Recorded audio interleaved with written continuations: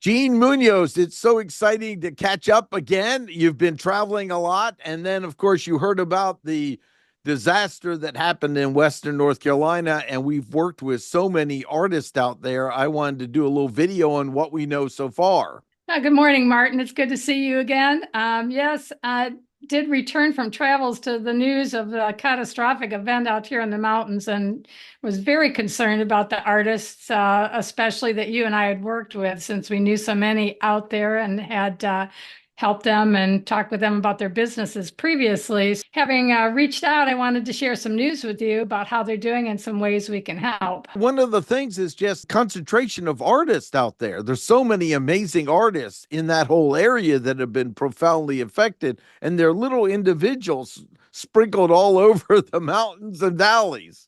That's right. And particularly in the Mitchell and Yancey County areas where Burnsville and Bakersville are, we really found that there's quite a concentration out there. In fact, I think you and I learned at the time that it has the highest concentration of artists of any area in the countries. That's why I was concerned for how they were doing, because of course they get much of their income and much of their well-being and their businesses from this tourist season, especially in October when everybody goes out leaf peeping and all. And this is going to have great impacts in a couple ways. First, the fact that their day-to-day living is so impacted by the damages from the storm, but also then the second, more or less, catastrophe, which is going to be what happens when their incomes drop because of lack of tourism out there. So I know you've talked with several and done some good work here about how these businesses can help themselves come back. But I wanted to let you know some things that I learned in talking to a few of the artists there, especially, our friends at In Tandem Gallery there, Andy and Sylvia. They were very fortunate that the gallery was not damaged. In fact, they're using the gallery in the building next door there in Bakersville as a distribution point. Andy says it looks a little like a mini Walmart right now. So they are receiving supplies and things that are needed for their area. Andy's also reaching out as a liaison between the artists in the area and the Toe River Art organization that's there. As you know, the Toe River flows through that area and has flooded and has affected a lot of the artists there. Toe River always has their November art walk and art show from all the galleries, as you mentioned, that are tucked back on all those creeks and all those remote areas.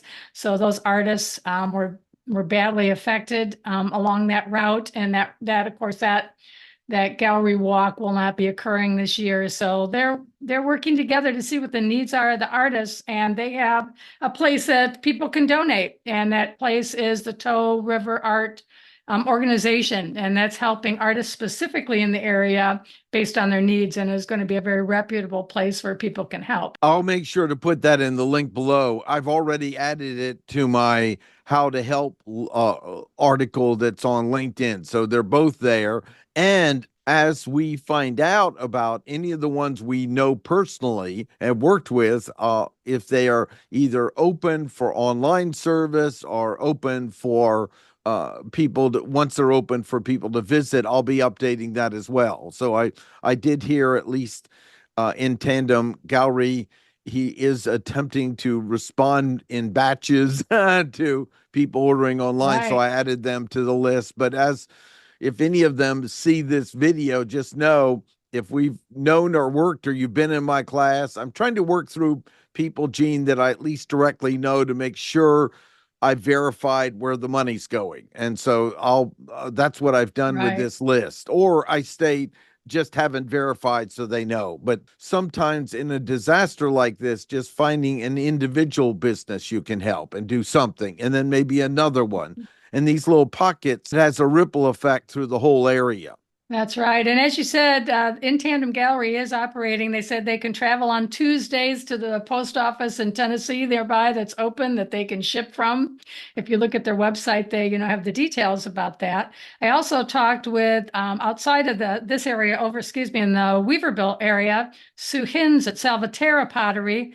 her studio there escaped damage. And she's over there, as I said, in the Weaverville area, just north of Asheville, which had so much destruction. But her gallery is intact. And I know that she is also open for business at this point. So that's another one of our artist friends there that we've worked with that is up and running. And I know you had talked with Robbie Bell, who is Yep. another Yep. potter in that He's area. not once the moment he tells me I've got him where we talked on the phone. So the moment he says, Martin, I'm available, for either shipping or something else, I told him, let me know and I'll update the list as well. So, check the links below, because if I get an update, it'll be down there. And like you said, Weaversville, it's another area I got to teach either directly in or remotely in or work with the people there. And it there the way to explain it to people is most of the smaller roads go along the creeks, and the creeks became rivers and That's right. took out large chunks of the road. So imagine all the interconnecting. So someone might be okay because they're higher up, but they may have, instead of three ways to get out to the world, there may be one, if even that. And that's the biggest That's crisis is, right.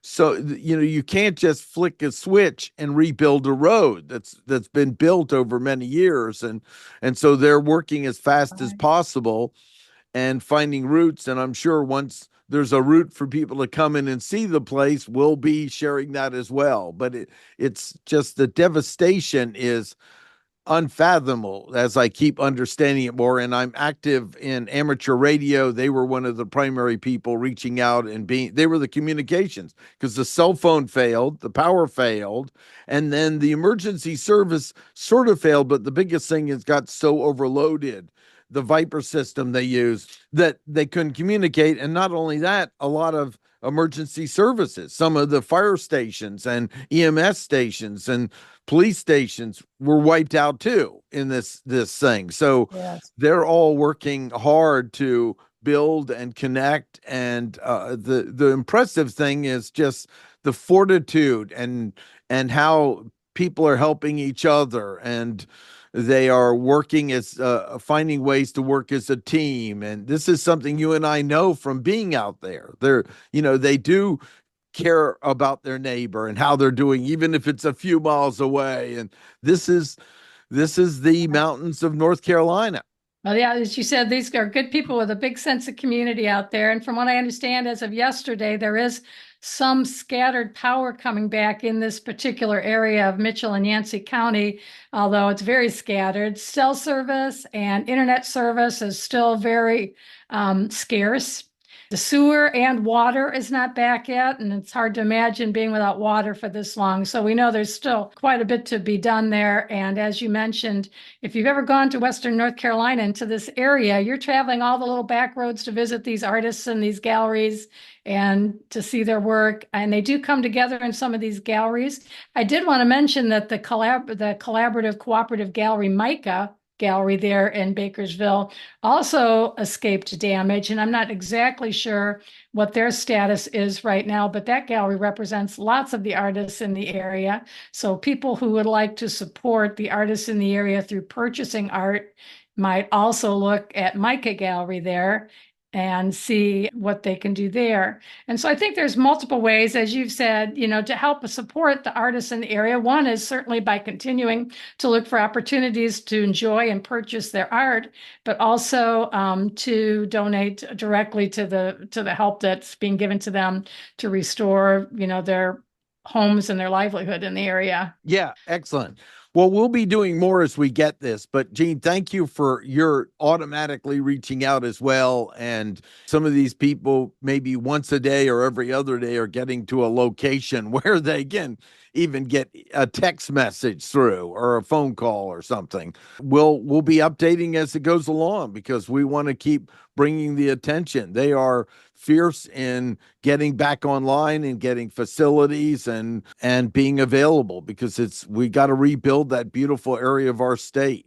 That's right. Well, as we had a lot of these people in our art classes and webinars and things like that, and they are good people and extremely talented artists and crafters. So we wish them the best. And thank you, Martin, for reaching out and being in touch. And I hope to see you again soon. Yes, sounds great. And if any of you happen to see this and you have a way people can reach out to you or a way of contributing to artists, please reach out to me. Thanks so much, Gene. Thanks, Martin.